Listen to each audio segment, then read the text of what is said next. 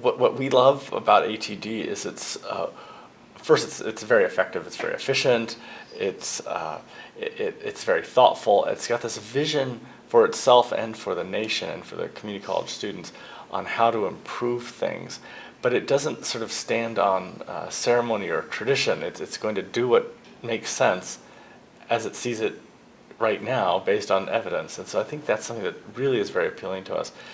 For the work that it does, I think the way it works with the original 7 founding partners and with funders, and of course with the 160 plus at this point, soon to be larger group of colleges, it's trying to engage them in a way from where they are to improve where they need to get to in their own level. And I think it's been very impressive to watch, particularly since not every national program or ambitious program has been so successful in its approach.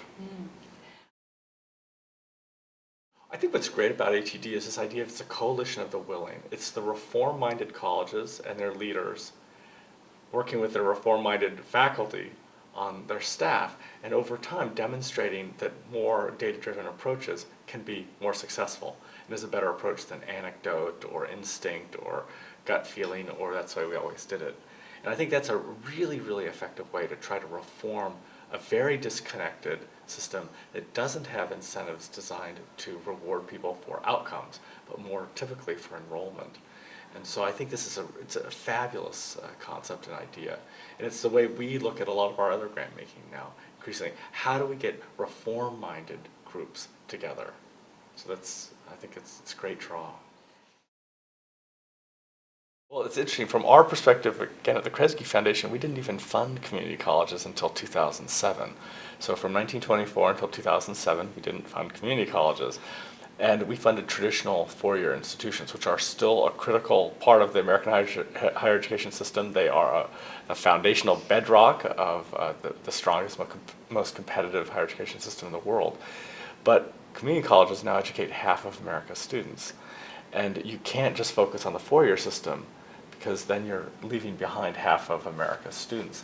So we see community colleges as critical to the completion agenda, either in providing developmental education for students who aren't adequately prepared to take college level courses, to provide associate's degrees or other high-quality credentials that they can use in the marketplace, or to prepare students for transfer to a four-year degree program.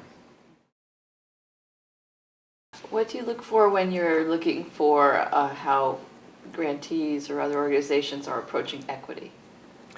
I think equity is a difficult issue because and for many people there isn't a good understanding of the difference in equality and equity, and they conflate the two ideas. I think what we look for equity obviously is a sense of understanding that not every student who comes into the classroom is coming with all the same history, all the same preparation, for a variety of reasons, and trying to adapt what you need to get done, which is to convey knowledge and information to help that student be educated in a way that they can absorb and that they can be an active participant in, which isn't always easy because they may come with various challenges in their academic history, in their family life, in their current life, and the busy things they have to do. And so knowing that those things exist and then trying to adapt what you're trying to do to fit them better, I think is really critical. I think that is probably the most important part of the college completion agenda, actually, is understanding that not everybody comes with the same preparation level. So if not everyone's coming with the same preparation level, we really can't give a one-size-fits-all response. We're working in a couple of places right now. We have a big focus in Michigan. We have focus in Texas. We're part of the Talent Dividend Prize, which is working in 57 cities around the United States to see which community groups of business, community colleges, four-year schools, K through 12, philanthropy, are trying to work together to improve the production of degrees in their local communities. So there'll be a prize in 3 or 4 years. And so the idea with that is, how can we as a community respond to the needs of our community and its educational needs? So we're working there. Another thing that we're doing, I think, related to improving sort of the completion agenda is we are looking at things like reverse transfer.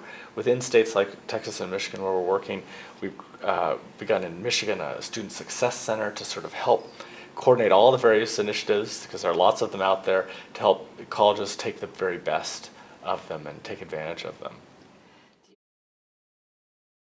you have a particular draw to dedicating your life to education? Is there something in your background personally that you bring to that?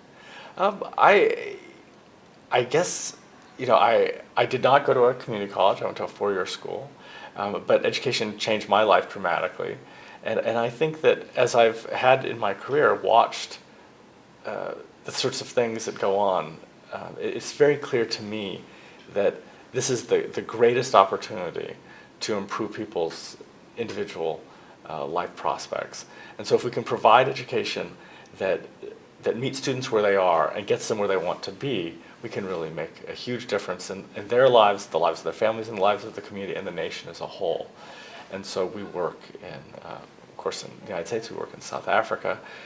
You can really do amazing things when you focus on education. It is an investment, obviously, that people can take with them their entire lives. And so it's something that I'm very committed to.